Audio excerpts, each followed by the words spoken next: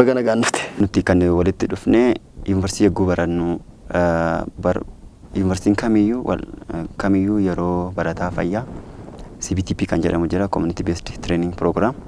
Yeroo kana namoonni yookaan immoo hawaasa keessaa baanee maal goona faffaca'insa dhibee sammuu hubannoo dhibee sammuu kennu gochaa turre. Fayyaa sammuu kana keessatti hubannoo namni yookaan hawaasni yookaan qaamni tokko fayyaa sammuu irratti qabu akkam. Garuu dhibeen sammuu gosoota garaa garaa jira hawaasa keessatti gara 300 ol kan beekaman jechuudha. Isaan kunis damee 22tti akka American Psychiatric Association kan ka'u damee 22tti qoodetti kan ka'u. Egaa amma fakkeenya amma erga dhukkubsatanii rakkachuu irra dursanii of eeguu wayyaadha. Dhukkuba kana ittisuuf maloonni akkamii jiru? Nuti biyya keenya keessatti Itoophiyaa keessatti bara 2012 fayyaa sammuu kana babal'isuu tajaajila fayyaa sammuu kana babal'isuu biyya keenya keessatti akka lakkoofsa Awurooppaatti jechuudha. Isa kana innumaayyuu akka Oromiyaa hospitaala darbee buufata fayyaatti akka kennamu kellaa fayyaatti akka kennamu keessaa kaayyoo nuti qabannee guruudhaan kaane keessaa isa tokkodha jechuudha. Amma immoo gara kitaabaatti ceena dhimma kitaaba kana irratti. Mee wanta kitaaba kana akkasiin walitti gurmooftanii barreessitaniif yookaan immoo waan gaarii akkasii hojjechuuf maaltu isin kakaase?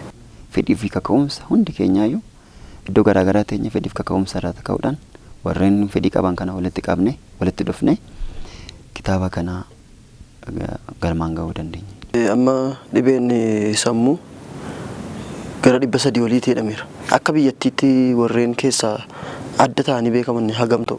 Namoonni dhibee sammuu qaban walii galatti gara biiliyoona tokkotti kan tilmaaman. Waan biiliyoon kan tilmaamanidha. Akkas taanaan keessa jira jechuudha.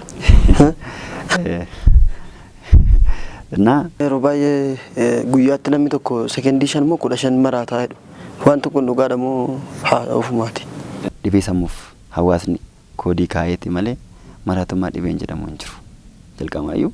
Gadda naman argee Amaanueeliiti ba'ee fooyyeera jedhanii ba'ee gaafa ba'u dhukkubni sun deebi'eetti ka'ee tonni finyoona bituu hin arge mana suuqiirra. Maaliif finyoo bitta jennaan dhukkubaan akkasiin qaba natti geera waan ta'eef of ajjeesuun barbaada jedhe. Kuni amma qorichi sun birrii 40 bitamaa jedhe namtichi sun. Qoricha akkasii kuni namni mana sanaa bahu waa qabaachuu dhiisuu danda'a. Namoota wajjin turellee irraanfachuu dhiisuu danda'a. Maaf raabsaan akkasii tola afaan taane. Walumaa galatti namni tokko dhibee sammuu kan qabu inni jalqaba distressing symptoms. Symptom mallattooleen kuni irratti dhiphina ofidan. Inni gara biraa immoo hagam irratti ture turtiin irratti ture yookaan immoo dureeshinii inni irratti ture dhukkubichi irra ture murteessaadha. Rakkoo hedduu keessa darbee dhufe kitaaba ta'ee ofii masaatii yoo dhufe kitaaba ta'ee jira. Mee yeroon eebbamu yoo eebbii kitaabicha kana akka lakkoofsa Itoophiyaatti hagayya 12 bara 2016 ta'a. Bakki immoo iddoon isaa Intercontinental Leisure Hotelidha Finfinnee keessatti kan eebbifamu bifa haaraadhaan iddoo keessummoonni garaa garaa itti dhufan kan eebbifamu jechuudha. Yeroon isaa sa'aatii 6 walakkaa kaasee kan